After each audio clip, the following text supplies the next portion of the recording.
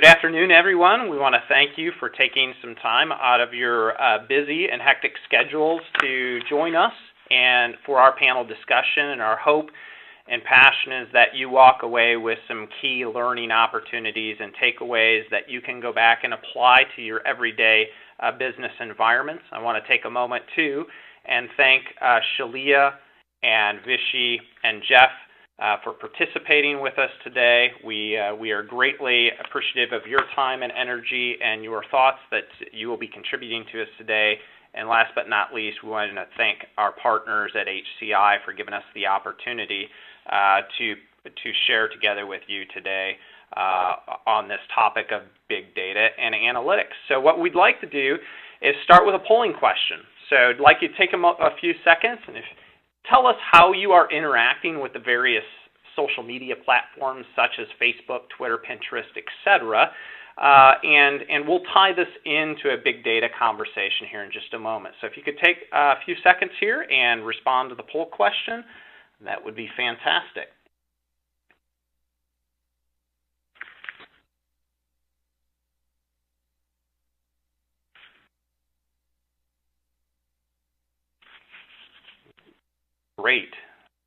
Great. Thank you so much. Obviously, it looks like we have a large percentage of our audience that is interacting with social media on multiple devices, so that is not surprising.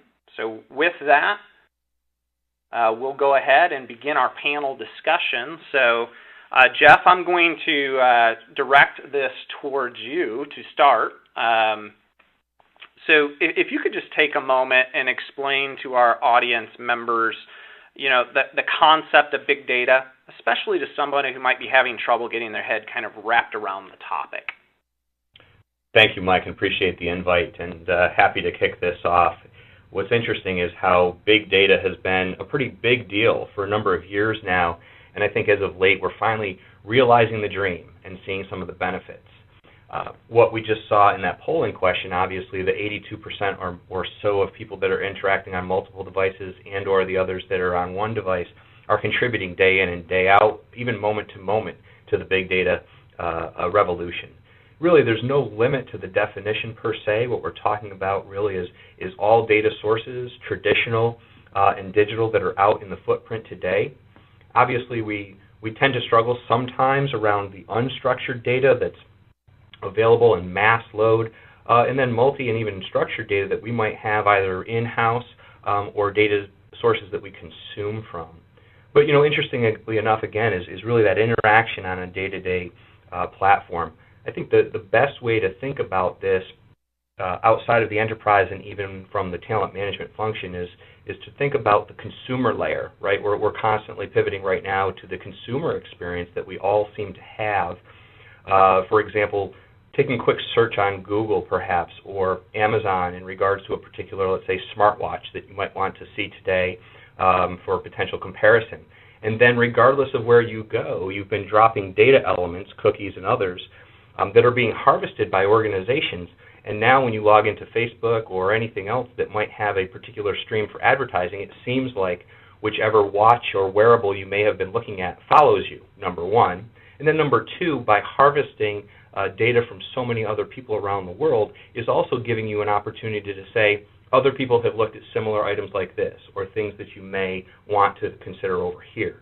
Those are the key elements, really, I think, around decision support, around opportunities to think very differently about your initial entry point into the data landscape, and then more importantly, things that are trending, which are very important not only in our B2B relationships and our B2C relationships, but then internally inside the enterprise.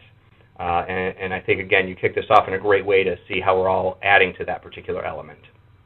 Perfect. Thanks so much, Jeff. Vishy, from a technical perspective or from an IT perspective, anything you'd like to add? Sure. Thanks, Jeff. I think that was a good overview that Jeff talked about from a consumer perspective, and I do want it to go back to the definition. Data always existed. Everybody knows that. The term big data buzzed around for a while. I guess 2013 probably took the hype. But I think it probably took a different shape due to all these technologies that advanced in the last few years. that made the big data more real.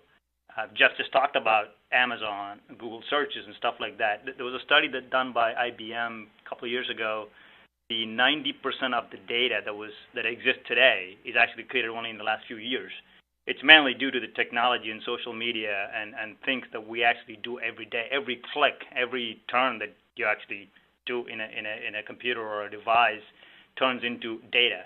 The big data definition came from that perspective of the volume of the data that we collect today in the world and the velocity at the speed at which the data are getting collected, and also the variety of the data. All these three major categories of the data makes this is really big for a human to be able to really analyze and consume and visualize.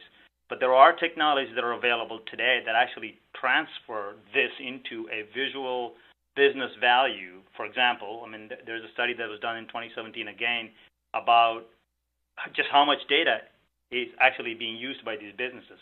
Just to give you an example, we have Amazon making about $250,000 a minute because of the possibility of the data that's available to them and the people that are placing orders on their websites.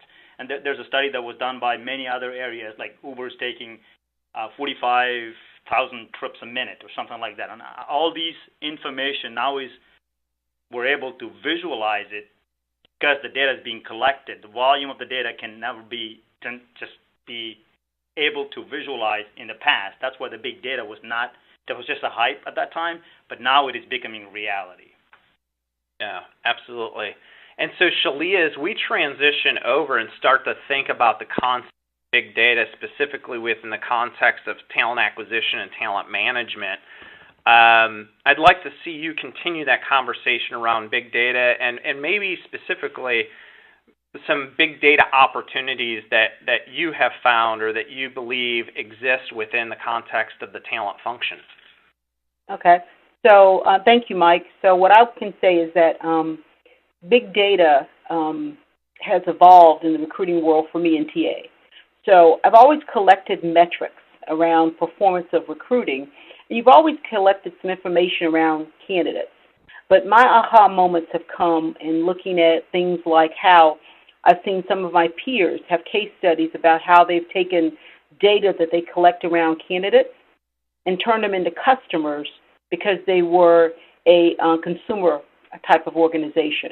I look at how when I sit through now in sessions around different sourcing techniques about how much data we can collect around people in the social sphere around candidates.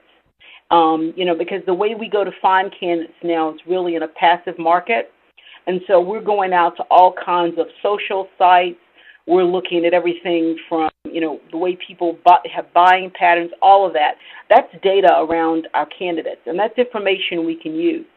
I think that this whole concept of big data, where in the past we had it and we analyzed it to look at performance, what I'm seeing now is that people are using this type of analytics to actually look at not the prediction of things, but more prescriptive of what are some of the things that we can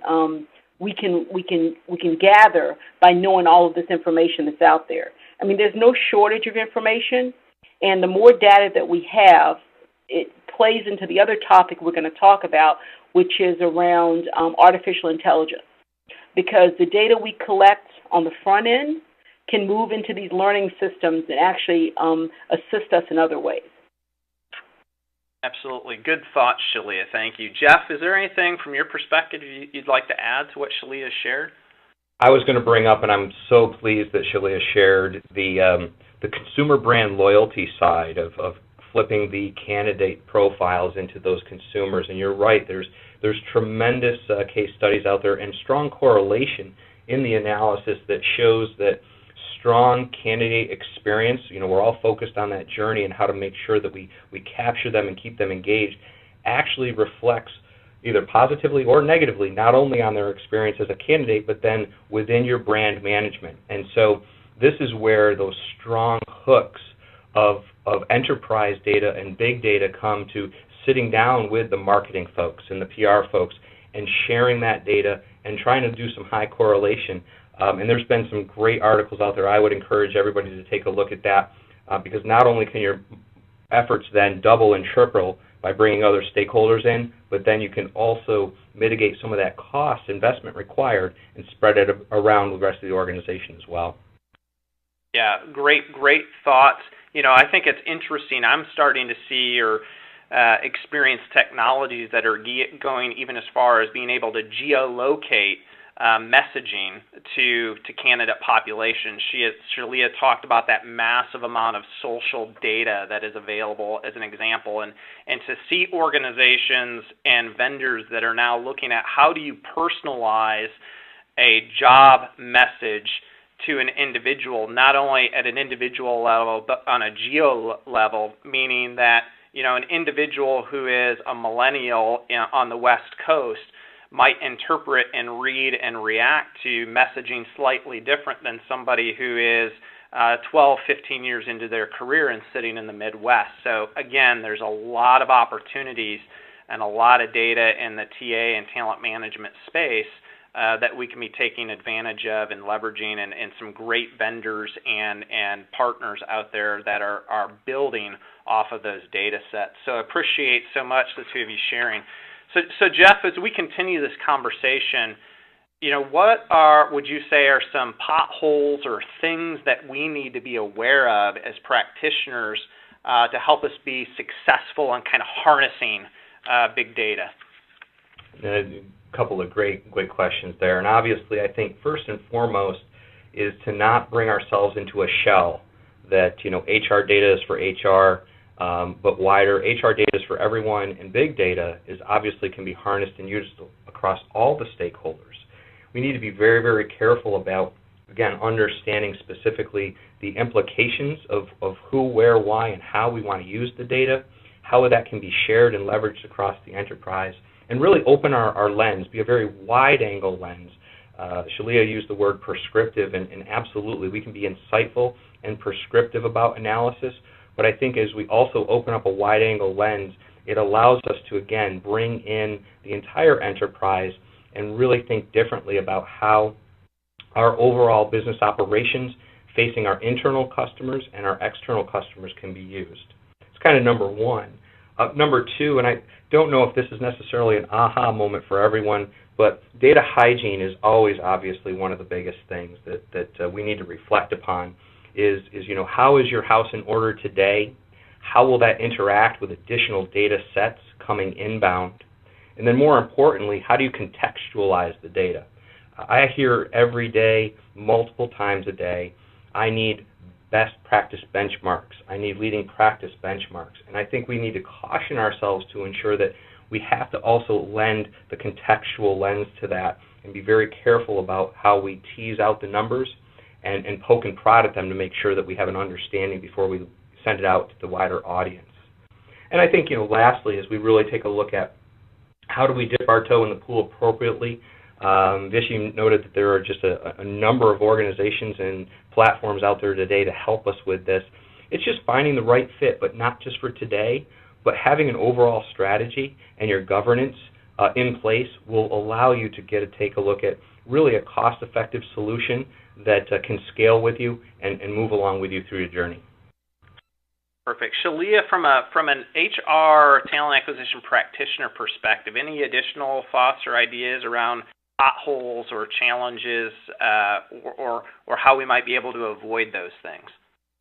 One of the things I would say is that because we are a lot of times in information overload, I would say it's just about thinking about not just collecting the data, but thinking about how we interpret it and the lens that we use to interpret information. Each data point is unique, and we have, the opportunity to use this to expand our horizon or allow us to fall in the pothole of unconscious bias. So I think that, this data is rich and it's great, but we've got to be very careful that we use the data to break down some of the barriers that we may have. And the other piece is, I think, the more information that we have out there, it really does allow us to think about how we engage personally with our audience. In the old days, everyone, when we thought about the recruitment process, we thought more transactional. And so the expectations of our candidates were around the transactional activities. I think now, because of the way we interact, and we'll talk a little bit about this later in artificial intelligence, there's the thought that the more you know about me, the more personalized my experience should be. So one of the potholes is continuing to use information, to gather information, and then not use it for insights.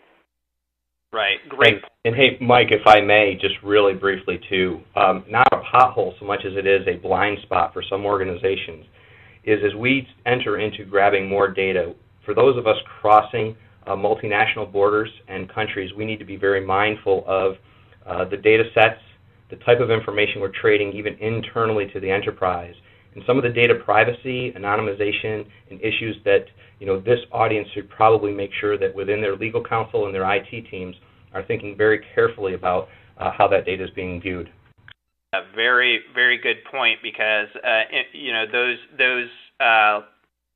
compliance-related items are continuing to evolve, right? As society gains a better understanding of what's being tracked, et cetera. And I would also encourage the audience to think about, with all these big data sets, don't be shocked if you don't find out that there's a data element that has actually been missed, and you may have to solution how you're going to go about capturing that data element so that you can evaluate and analyze moving forward. So again, great conversation. So Vishy, if we flip this to kind of a corporate IT function, I'm really interested in your perspective, and Jeff, your perspective as well. What are some other corporate functions or team members that audience members might need to be prepared to engage with in order for them to get access to and start to take advantage of those data sets? Jeff, if you could give some thoughts to start. Sure. I can give you some specifics that actually not only we at EY have been using, but also what we're seeing in the general marketplace to engage the wider group of individuals inside the enterprise. Number one, we engage our real estate, environmental health and safety and security folks. We take a look at how people are utilizing our space, the duration they're there, the collaboration space versus office space. That's allowed us to be very, very mindful about how we adapt our current real estate footprint and how we expand that footprint, and quite honestly offer a significant per square footage savings, which is kind of an interesting opportunity from an HR lens to think about how you grow your workforce, where they're at, and how much cost it is for infrastructure. And I think secondarily, again, is really taking a look at how individuals are interacting from our employee base with different systems. There's a number of things that people do that give you an opportunity to think about whether or not you might want to engage in a stay interview, that someone might be thinking about exiting the organization based on certain data sets and behaviors that they're showing, or taking a look at how individuals might be put together more collectively through collaboration either online or, again, in the real estate footprint. So it's just really so neat to see how that human capital data that we have access to continues to really permeate each and every stakeholder in the enterprise. Vishy, any additional thoughts from your perspective? Absolutely. I'll even give an example here at Dan Zimmerman. When we are dealing with data or any project associated with big data for visualization, it is always very effective when multiple functional leaders are partnering and collaborating in executing a project. Not to take a stab at our vendors provide our big data or other technology tools that they always often say that, oh, big data, here's a technology that can solve all your big data problem, let us in and we'll take care of it. That typically comes in through many doors of a company or an organization. Come through HR, come through procurement, come through IT. But if we don't partner all together as a company's best interest, it's always going to be a challenge. For example, when there's a big data solution is being considered by HR department, we're talking about talent acquisition, if they do not have a good partnership with IT or actually the people that are going to be consuming the technology, then it is going to be a nightmare, which we've experienced in the past, due to several factors in terms of integration, in terms of what Jeff talked about, data privacy, in terms of your security, in terms of all the other aspects that you have as a governance from an IT standpoint or your company ethical, legal standpoint, all those areas absolutely need to be considered when you have any project that is related to big data, or any project for that matter, especially when it's talking about a data that is vulnerable to Data Privacy Acts and GDPRs, and if you're in the UK.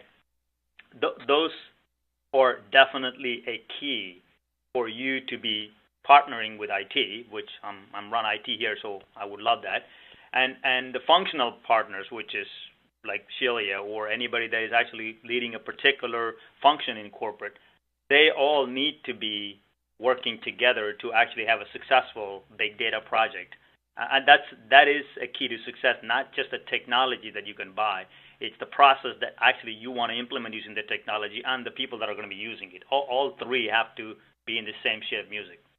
Yeah, absolutely. And I love to hear organizations talk about their vision around tying together talent-related data to production or operational efficiency, and even down to the financial profitability within the business. You know, those, again, if you can think about all of those data elements being correlated together so that you can start to get a clearer vision of how talent acquisition, talent management, talent development are actually having a direct impact both operationally and financially to the organization. So just further highlights why we've got to be careful not to evaluate and solution these things without partnering with other members of our teams and our organizations. So great dialogue. So what we want to do is take a moment here and do a quick poll question. To what extent are you currently leveraging enterprise data from multiple sources? And I want to highlight multiple sources to identify opportunities and develop business strategies from an HR talent acquisition perspective. So if you could all take a moment and provide us with your responses here, that would be fantastic.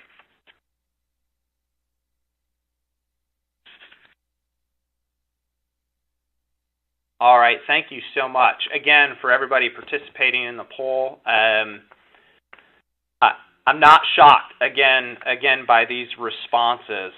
So we appreciate your honesty here around the concept of big data, and I think why conversations like this are so critically important to our audience members.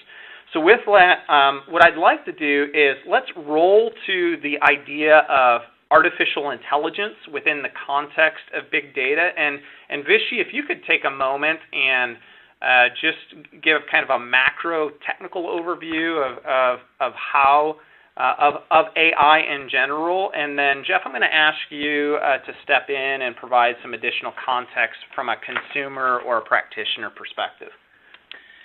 Sure. But before I go into this artificial intelligence, and I just wanted to bring everybody into what is human intelligence, and everybody knows that, but I just want to highlight that, and so you can draw a correlation very quickly. Typically, the intelligence has got many definitions based on who you ask, but they're all kind of fall into the common area of ability to learn and sense, probably also adapt to new situations. Some of us do, and many of us don't.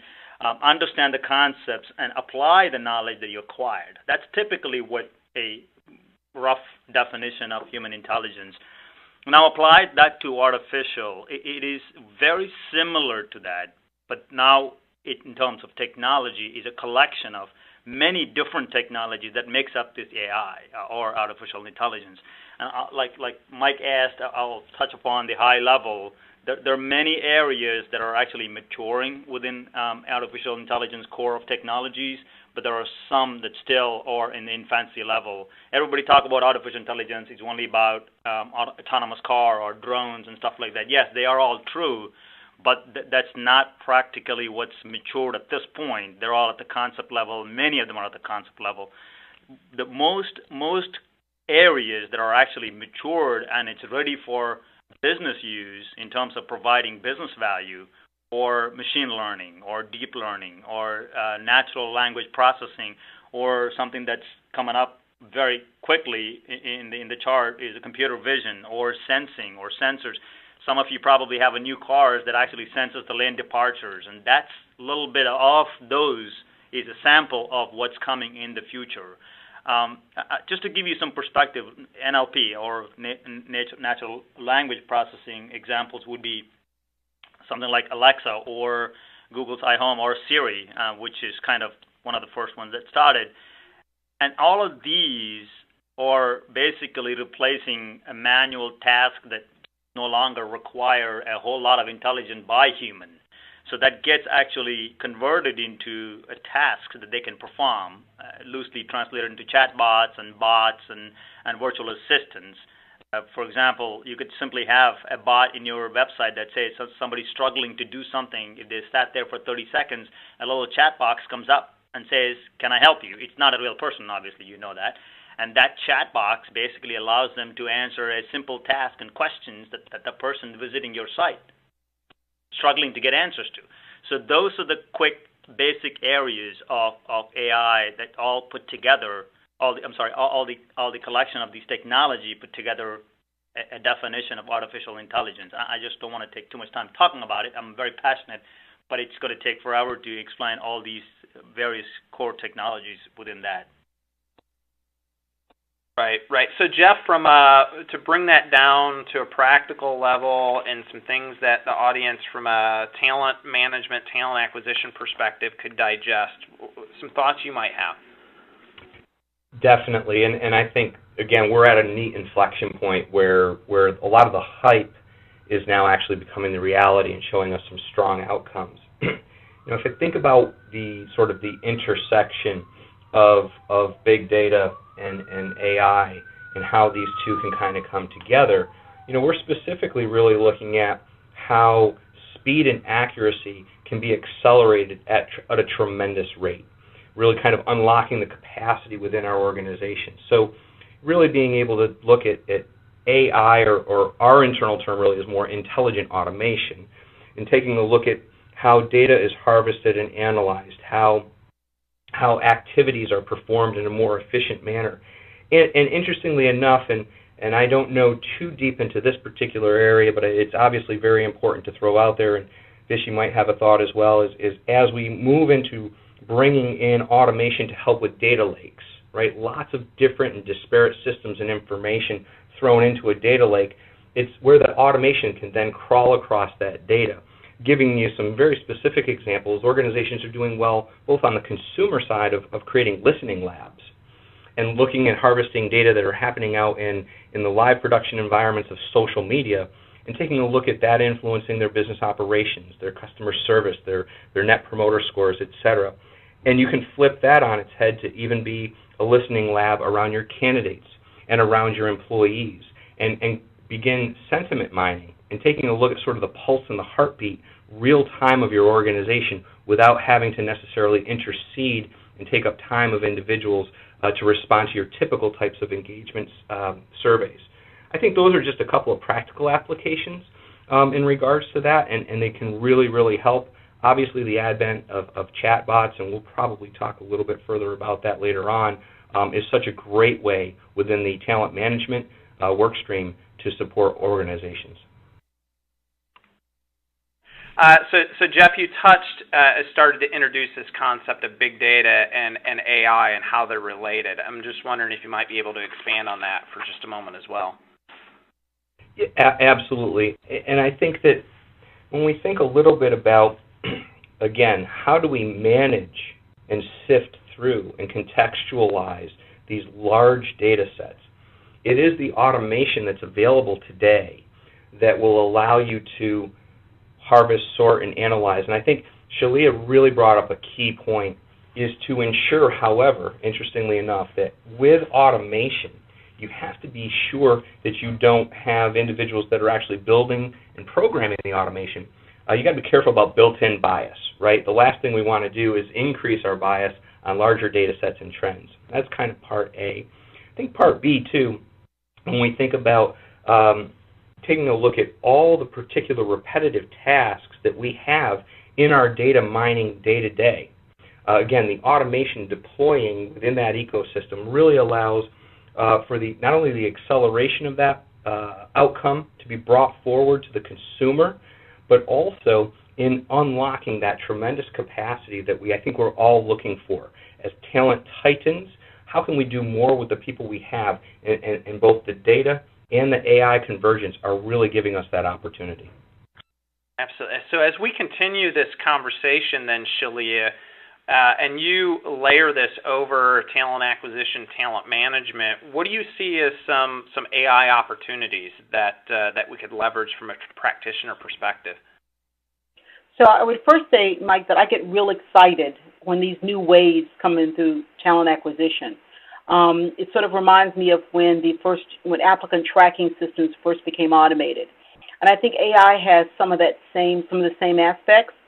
So when I look at this wave of AI, which I think of as assistance intelligence as opposed to artificial intelligence, because what it's trying to do in my space, it's really trying to help us think about things around time, because it's going to help with efficiency. One of the things I have continually heard throughout my whole tenure in recruiting, and even though we create new technology to deal with it, it always comes up, which is candidate communication.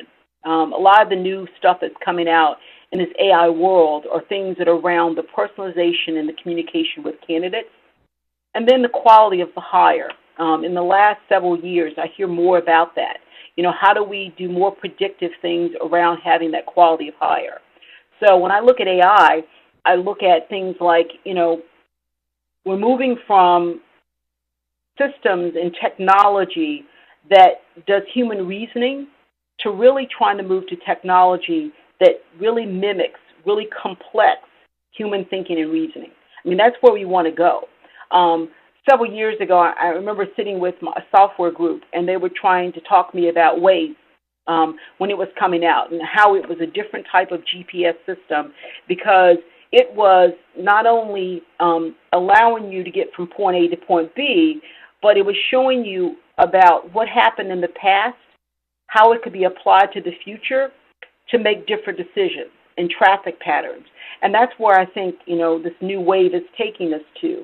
And as I look at some of the things that I've seen take place in the AI market around interview scheduling, candidate communications, using natural language processing to make that happen, the chat bots that are out there, and even the social sourcing that's being powered. I'm very excited. I'm always excited about these new waves because I think all of it is around our human connection and how we do things in a different way.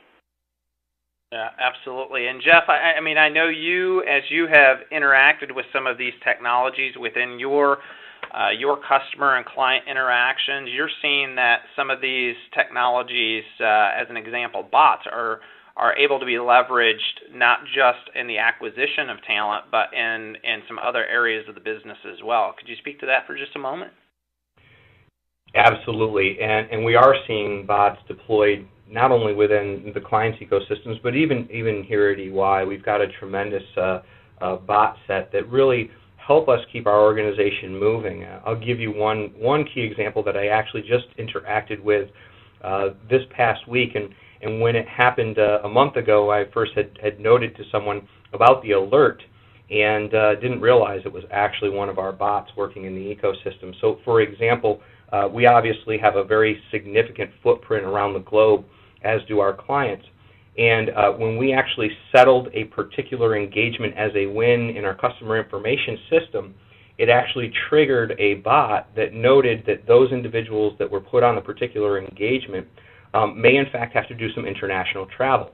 Obviously, global mobility has issues around everything from work visas to taxable implications, not only on the employee themselves, but also the organization.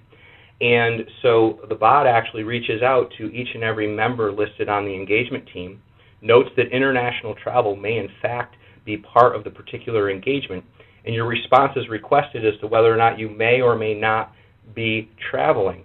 If you respond to the positive, it actually kicks in the workflow to ensure that you are ready for, again, your work visa, taxable implications, and things to be ready day one for the engagement process. It's just a great accelerant for us. We've seen very typical other examples like that inside of other clients, and it just is such a tremendous way if you think about the number of people that would have to sift through typical data and look for alert dashboards. by the time they even were to open the dashboard up, the bot had already completed it. A great example, and just a further view into how these technologies are starting to impact companies on a day-to-day basis. So again, Jeff, and then Shalia, I'm going to ask you to follow up. Jeff, as you're thinking about AI in terms of implementation, selection and implementation, some common potholes, blind spots, things that audience members should be aware of. Sure. I think at a macro level, we'll go back to one of the earlier comments. What is your vision and strategy and your governance around this, particularly to start?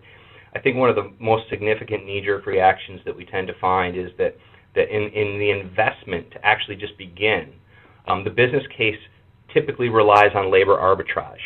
And I think what we have to do is naturally kind of recoil from that first knee-jerk reaction to think more about, again, unlocking capacity. People that are already part of our organizations, that are onboarded, are known to our culture, our environment, and our systems. We should think about how the capacity is unlocked and how we can upskill or use them differently. And actually, quite honestly, we need them through the hypercare transition of the deployment of AI inside the ecosystem. So that's kind of number one. I think number two is just, again, making sure that we have both a strong data set to begin to work on in regards to what we're trying to accomplish around the automation, because we do need to, in the building of different automation, for example, again, bots, we need it to understand what happens if certain data elements are not available, and is that a failure or is that a decision tree break? And so those are things that we need, as well as uncovering the typical bias. And I think, quite honestly, the last thing that I would make sure that people understand is this is not a silver bullet. I think we tend to migrate to the shiny new thing that the hype then tells us this solves all your problems. And it really doesn't. Again, it helps, but the last thing you want to do is automate a bad process and just get to your bad outcomes faster. You want to be careful about the implications across your workforce. And I think towards the very end of the day, and I'll probably be eating my words maybe 10 years from now, 15 years from now, who knows. But some of the intuition, especially with our recruiters, our HR people, our good, strong leaders and managers, we need to make sure that we continue to have our individuals that engage with our workforce and our candidates day in and day out are using those softer skills and letting the automation ride on the workflow. Shalia, any additional thoughts from your perspective? I'm going to say that, yeah, I think one of the things that when I look at any new thing coming out is, what is, if you take it out too far, it becomes a weakness. And so what I look at in terms of this space is that AI, for me, is an extension of human intelligence. It's not a replacement of it. And when I think about that, I think about how all of our ways of technology, when taken out too far, become a weakness. So I think about our applicant tracking systems, which allowed us to be able to synthesize large volumes of candidates. But it became a weakness when we think about some of the things that we lost into automating business processes, things like that personal touch and how we do timing of communications and all of that. So when I think about AI, I think about the same thing. It's there to assist us, but we still are the strategy behind it. We still are that touch behind what happens with that information. And that's one of the pieces I don't want us to lose sight of. I've been reading up now on some of the technology that around reverse engineering candidate fit, which means looking at some of the data sets around candidates to be able to predict about highly successful people. And while I think some of that is great, it should be an extension of our own decision making. It should not be a replacement for it. So any types of technology that come out, I always think about, if taken out too far, where does it not make that smell test? Yeah, and to further highlight that in today's world, I'd encourage the audience members to do a little bit of research on some of the investments that the likes of Google and Facebook and others are making in terms of hiring essentially moderators to actually oversee how their algorithms and AI is processing data to be able to do course correction from a human perspective. So very, very good points. So Shalia, as you look to implement AI and have implemented some of these things over the course of your career, Can you just kind of highlight what you would say is the typical path to both selection and implementation within a TA function? I think this all starts with your business strategy. So if I look at talent acquisition, I first look at where the organization is trying to go. Then I try to think about talent acquisition and how that should align with that. Once I do that, then I look at what are the things that are not working that something in this space could help us with. And then I look at the return on investment. So I look at how long does it take to implement. I look at who does it impact upon implementation. And then I look at the return on investment in terms of cost and time. I've now been, as I talk to some of my peers, one of the things that I'm now putting into the equation is, do I want to look at technology that currently exists, which is an easy route to take, and to drop that in as a solution set? Or do I want to spend the time working at some of the emerging technologies that are out there and actually work with the customization for me? And having been on the benefit of some technology that's matured by someone else investing in it, I see how there is a different flow there. So my thought process is there's always going to be a lot of shiny objects in recruiting. There's always going to be something that's coming out that we could think about, but I'm trying to think about how it aligns to my business strategy, how I invest in it, and what difference will it make. Is it a short-term investment or a long-term solution? Right, absolutely. Jeff, anything you'd like to add to that? Just one thing, and Shalia's last point is just spot on. Do you want to be a beta client? Do you want to be a trailblazer, or do you want to kind of go with what works today? And again, we're in such a smaller maturity curve right now. It's almost a 7-10 split in some of those decisions. But I think really what's very, very important to consider is we all talk about the talent crunch. This is an emerging area of technology. There's a handful of vendors doing very, very well. And the capabilities, quite honestly, are probably the most significant risk to the scale and the usability as more and more organizations drive to a very small set of producers of this work today. So I would put that out as a caution, number one. And number two, our larger organizations are really thinking more about how they build their in-house capabilities to continue this journey. Again, when you think about deploying a certain set of AI from a direct provider of, let's say, dropping in a chatbot, that's one thing. But when you think about potentially having RPA as an ongoing staple of your organization, both customer-facing and internal customer-facing, that, again, might be a very significant and different strategy around not only your talent, but what it is in-house that you believe your core capabilities are. Right. So, Vishy, I'd be interested from a corporate IT perspective, any additional thoughts you might have on Jeff's last point there? Sure, absolutely. I think one is I agree with Shalia about focus on augmentation, not replacing the human intelligence, which is a very, very valid point when you're considering an AI project. And also the other one that Jeff just talked about, RPAs and other very few vendors that have a proven solutions. Be very careful about what you want to do from an AI perspective. Like I said at the beginning, there is no one technology that's going to give you artificial intelligence all of a sudden for your company. More importantly, if there is no data, there is no AI need.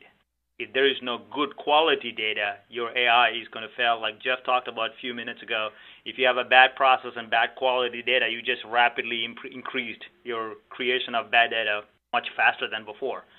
And one other thing that I would add is if you're considering an AI project, consider something that the humanly not possible of handling the data, unstructured data read from an employee engagement survey, for example, or from a candidate pool of responses based on their experience working for a company from a Glassdoor or something like that. And that's not easily done by a human sitting there and sifting through tons and tons of data. Utilize that to complement what recruiters and people that are in the talent acquisition function need. Provide that information from an artificial intelligence technology perspective, and then have them make better decisions to, like I think Shalia talked about in the GPS example, use your past lessons learned or the data from robot or bots, whatever you want to create, provide that information to the recruiter, use their experience and expertise and intelligence to make good decisions. And those are the couple of areas that definitely be careful about when you're selecting the new AI project. Yeah, absolutely. So with that, we have one final poll question. We'd be interested to know how many of you are currently leveraging AI or process automation to drive your HR or talent acquisition related activities. So if you could take a moment and just provide your responses, that'd be fantastic. So as folks are responding, we appreciate you again giving us your perspective. I think,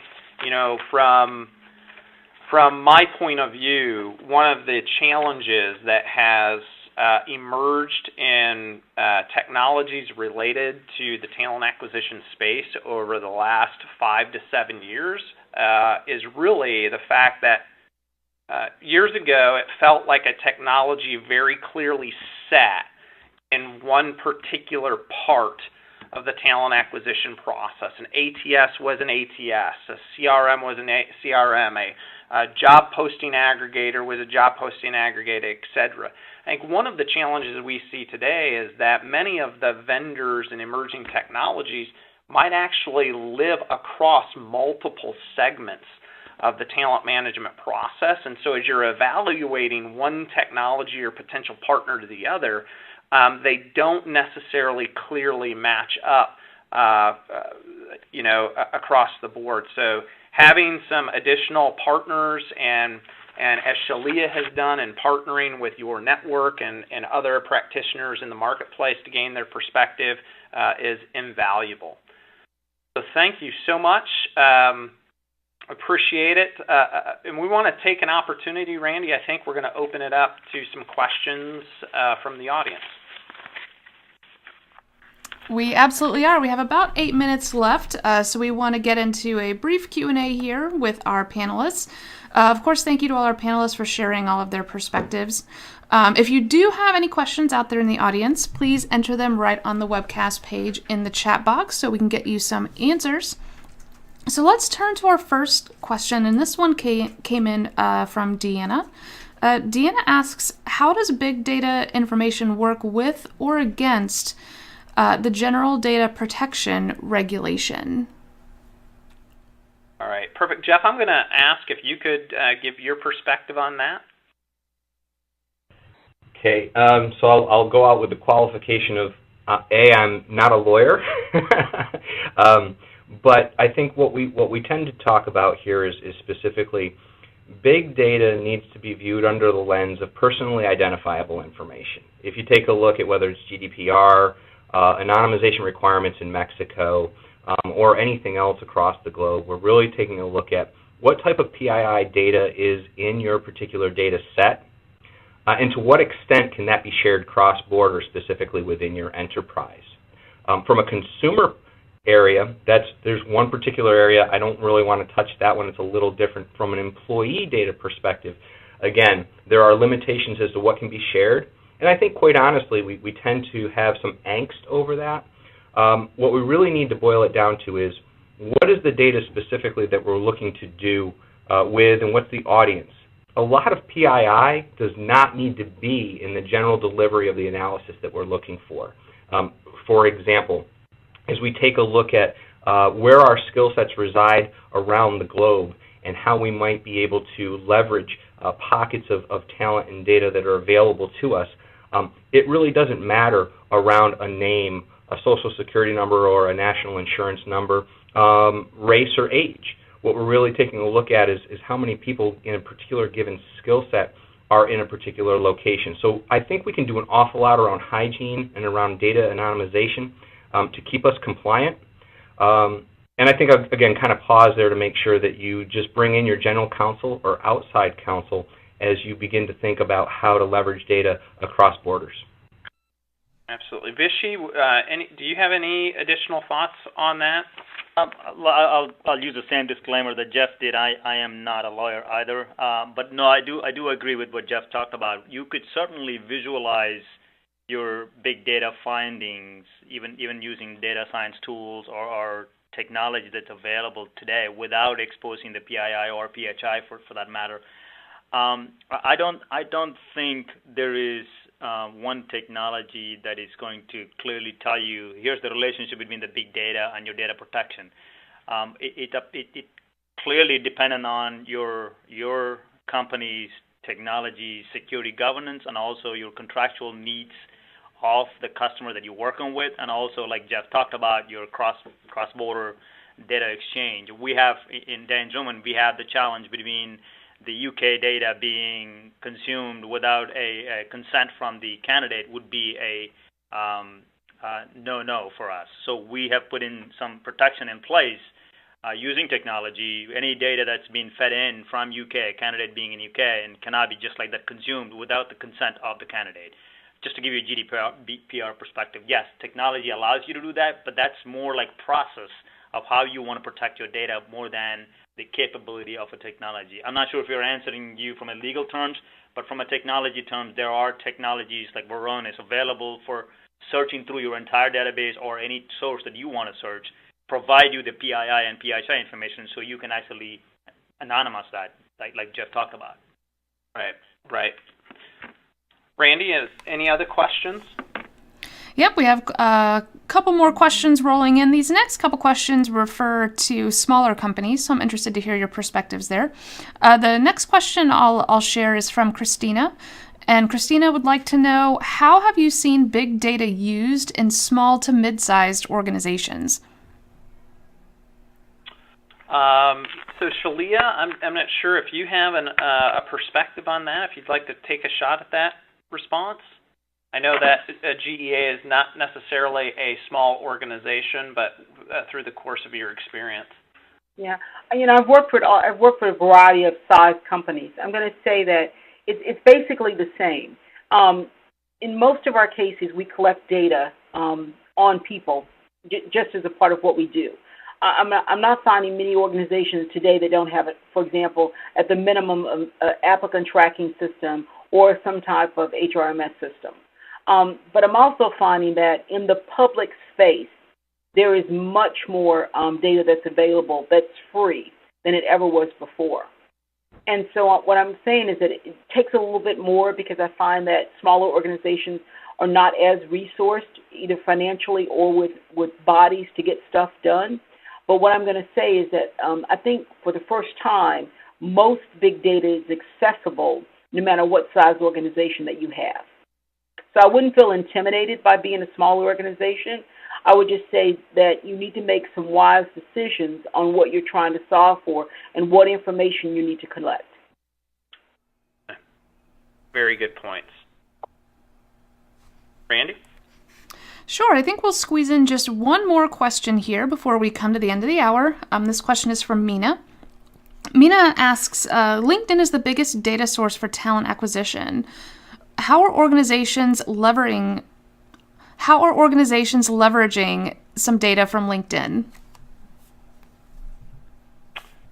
Interesting. So Shalia and Jeff, I'm going to defer to you. So Shalia, from a TA practitioner perspective, if you have a thought or opinion on that, and Jeff could layer in some additional thoughts, that'd be great.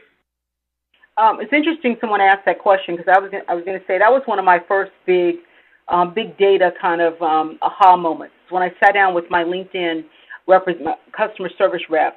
And they walked me through in my QBR, and they walked me through the data they collected about my organization and my recruiting patterns.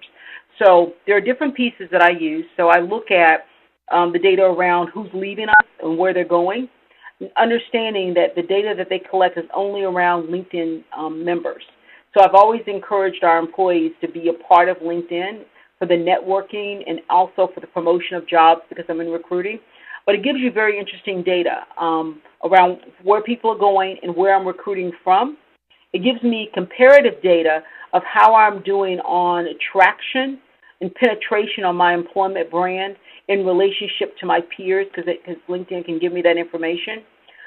It's also interesting if you've ever looked at their data around because they collect so much information. They can tell you, patterns of how often engineers change jobs, for example, and by region. They have really taken their data and really mined it so it can give you some information. Once again, it's intelligence that you have to interpret. But I do like their analytics, and I like the fact that they're one of the few global sources, so I can get information on Asia, which is kind of shy in the social space.